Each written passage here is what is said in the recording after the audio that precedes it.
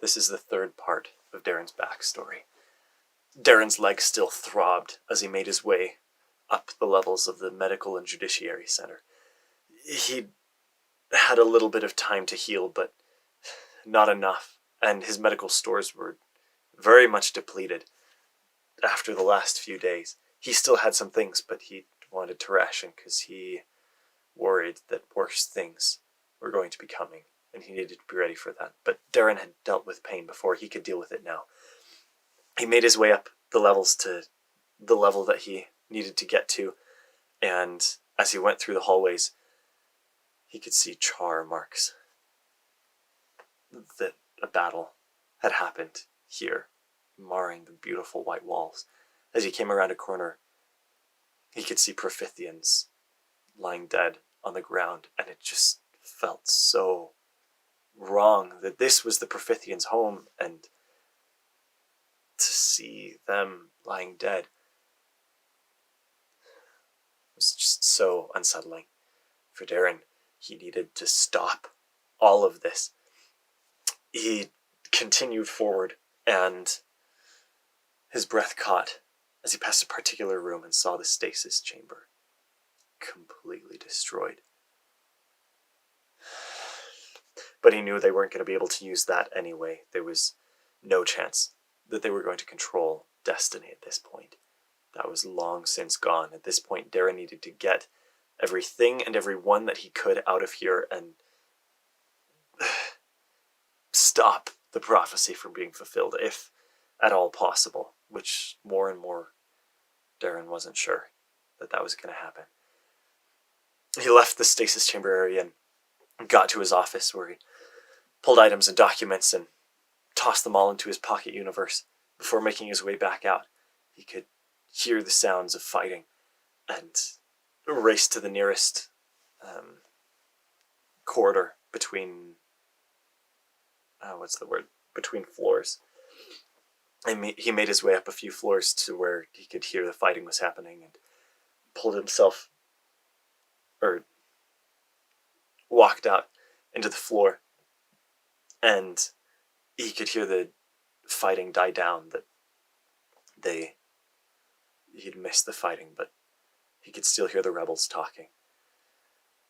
He was going to make them pay for all of this. He pulled out a gun, and as he came around, he could hear them around the corner, and reached into his pocket and pulled out his Speed World mask. And taking a breath, he turned the corner and began to fire on the rebels. He managed a few shots and hit one of them before they began to fire back, and putting on his mask, he disappeared into his Speed World, and gauging out where they were and where the next turn in the hallway was, he took a step and a half and turned around and came back into the world of truth, now behind them. And he took a few shots and hit two of them before he had to take the step or two that he'd miscalculated and turn the corner. As they shot back, he pulled out his gun and fired blind blasts from around the corner until their shouting died down. And there was absolute silence.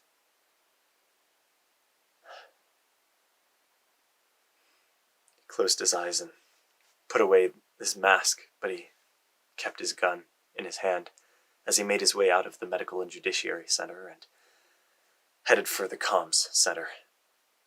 And he'd nearly gotten there when, again, he heard shooting. In the distance, there were thuds here and there. He could hear the sounds of individual buildings hitting the ground as the rebels made their way through. But now he could hear shots and ducked out of the way as shots came, and he held his arms out. There were green blasts that were coming from the Profithians. And could they not see the Palace Manaya uniform? The shooting stopped, and he stalked forward. This was ridiculous. Yes, he was different, but he was a Palace Manaya, and he should be treated with respect. And the Profithian seemed kind of sheepish as he made his way past them and came into the main comms room. Up on the screens, he could see scenes of destruction once again, but no longer of Sam Tath. It was Demaya's cry, his home, being destroyed by the Darkened. He forced himself to look away from the images and turned to Tessayok, who was on the transmitter, replying to 3 separate channels. And Darren waited for him to finish that. Darren didn't want to worry about the transmitters. He needed to get orders and get out. And Tessayok finally turned. He said, "Darren, wise. So this is all your fault. Why have you come?" And Darren said, "We both knew that the prophecy would be fulfilled." And Tessayok said, "But it didn't have to be today. If it weren't for you and the way that you've handled these things, we would be fine right now." And Darren said, "Regardless of what the situation is now, we need to do what we can." He said, "We need to stop the prophecy from being fulfilled. There's still a chance, but we have to get to Firus Theva. What's going on there?" He hadn't been able to make anything out over the transmitter. And Tessayok finally said, "We had a platoon there. Destiny got through. We've captured his friends, but he's down there alone with Firus Theva, and none of our men can follow." And Darren said, "You need a Pallas Manaya there." He said, "Ceridian and Myrtheus are both out of commission right now." He said, "I'm the only Pallas Manaya that can handle this." And despite all of the prejudice that Tessayok had for Darren, he cared about Firus Theva. And that was what Darren was counting on. And finally gave a slight nod. And Darren took that as his orders and turned before Tessayok could change his mind. He found the nearest hovercraft and hopped in and took off down the city to try to get to the bottom and get to Firus Theva before Destiny could do any more damage. As he went, though, a wave of darkness passed up through the city, and as soon as the wave hit the craft, it lurched in the air and the controls went weak and Darren couldn't control anything. A wave of light pulsed back up through the city and Darren managed to control, but it left him anxious. There was just nothing he could do. It was the most frustrating feeling in the world because everything was going wrong and Darren couldn't fix any of it. Another wave of darkness passed its way up through the city, and the entire city went dark. The craft went completely responseless, and the city began to fall around Darren.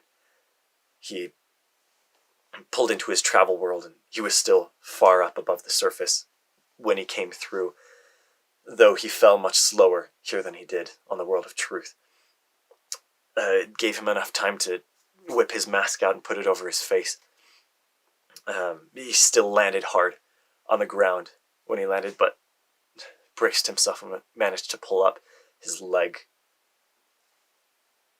was in massive amounts of pain, but his focus right now is on the World of Truth, and he felt through to the World of Truth, and he could feel the world quivering, shivering as buildings crashed down one on top of the other.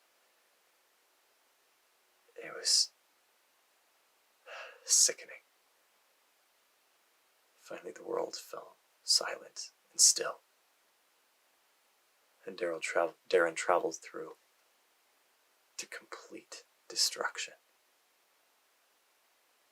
End of Darren's backstory.